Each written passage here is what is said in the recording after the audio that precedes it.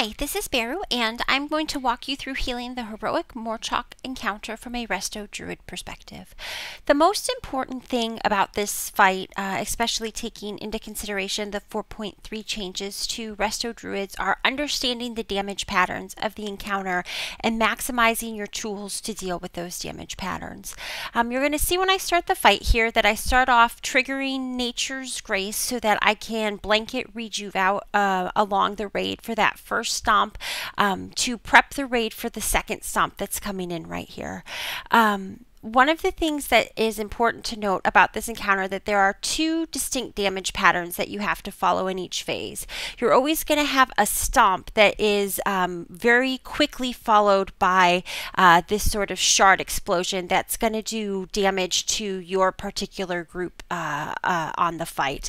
The important thing that you need to make sure of is that your team or your unit here can survive this crystal damage. As long as people are topped up for the first stomp, everybody should be able to survive it, but the tricky part is making sure that people can survive the crystal damage following the stomp.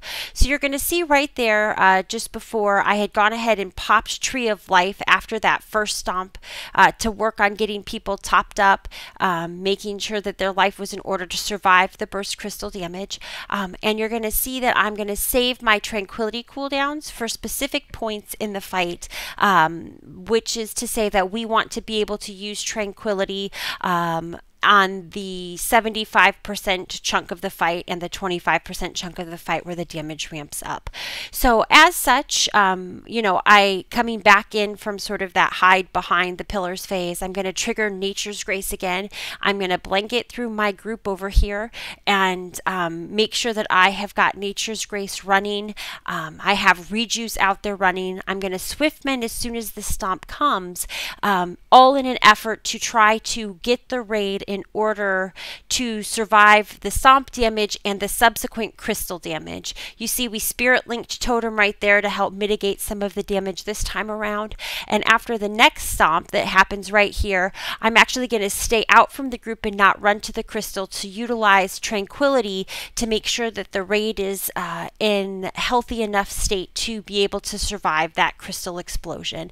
So basically, you're going to rely pretty heavily on reju for the fight. Make sure you keep your life bloom up.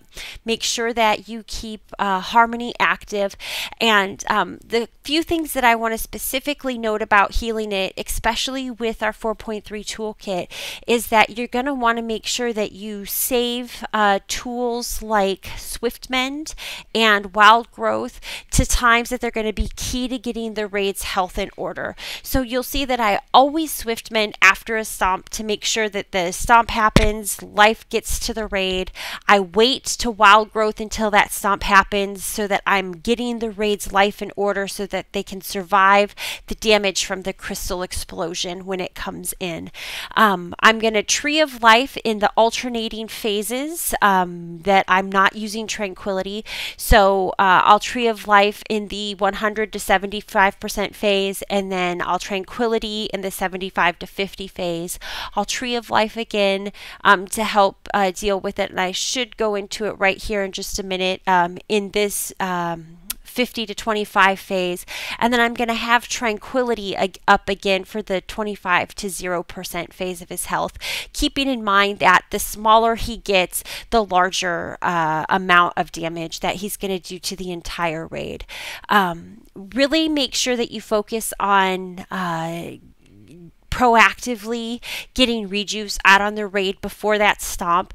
There's really no reason to just blindly blanket it. The fight has very set damage patterns, so when you know that the stomp is coming, get your rejuice out as running. As soon as the stomp hits, Swift Mend to get some healing up under the raid, and then go ahead and continue on with the encounter, following the same thing. Rely heavily on rejuice to help get people stabilized between the stomp and dealing with the crystal damage. Use Tree of Life to supplement that. work it out with your raids so that you time your cooldowns between the stomp and making sure that the people can survive the crystal. And I think that's probably the biggest thing that I can stress for this fight.